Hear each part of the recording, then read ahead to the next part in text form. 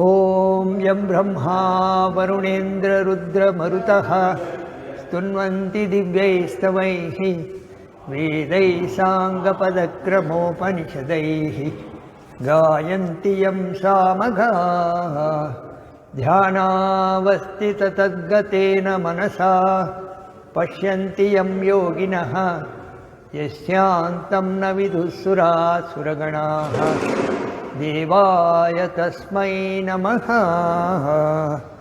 ದೇವಾಯ ತಸ್ಮೈ ನಮಃ.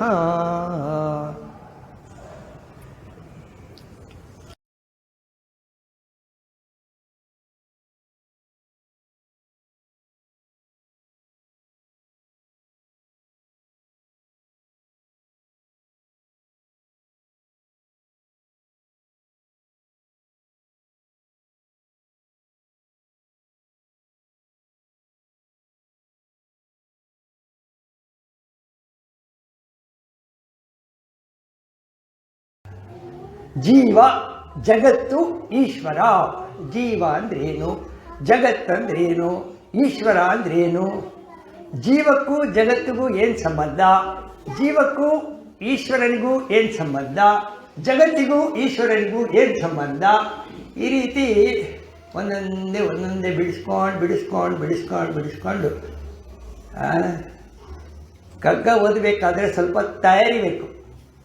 ಎಲ್ಲರಿಗೂ ಕಗ್ಗ ಓದಿ ಅದರಲ್ಲಿ ಇಂಟ್ರೆಸ್ಟ್ ಕ್ರಿಯೇಟ್ ಮಾಡಲಿಕ್ಕೆ ಸಾಧ್ಯ ಇಲ್ಲ. ಡಿ ವಿ ಜಿ ಒಂದು ಕಡೆ ಹೇಳ್ತಾರೆ, ಯಾರಿಗೆ ಏನು ಕಚೇರಿ, ಅಡುಗೆ ಮನೆ, ಮಲಗು ಕೋಣೆ ಇದೆಲ್ಲ ಸತ್ಯಲೋಕ, ವೈಕುಂಠ, ಕೈಲಾಸ ಆಗಿದೆಯೋ ಅಂಥವರಿಗೆ ಕಗ್ಗದಿಂದ ಯಾವ ಪ್ರಯೋಜನವೂ ಇಲ್ಲ.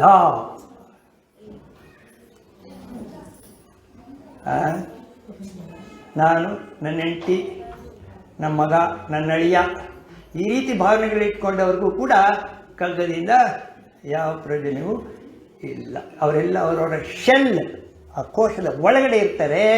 ಕೋಶದಿಂದ ಯಾರು ಆಚೆ ಬರೋಕ್ಕೆ ಪ್ರಯತ್ನ ಮಾಡ್ತಾರೆ ಅವರಿಗೆ ಕಗ್ಗದಲ್ಲಿ ಅನುಕೂಲ ಇದೆ.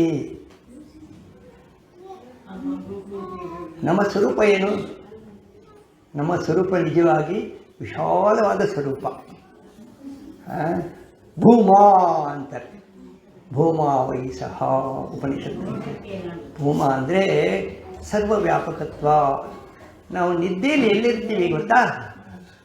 ಗಾರ್ಡನ್ ಇಲ್ಲೇ ಇದ್ದಾವೆ. ನಾವು ಸರ್ವವ್ಯಾಪಕರಾಗಿದ್ದೇವೆ, ಸರ್ವವ್ಯಾಪಿಯಾಗಿರ್ತೇವೆ.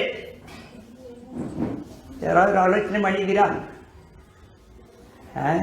ನಿದ್ದೆಯಲ್ಲಿ ಸರ್ವವ್ಯಾಪಿಯಾಗಿರ್ತೀವಿ.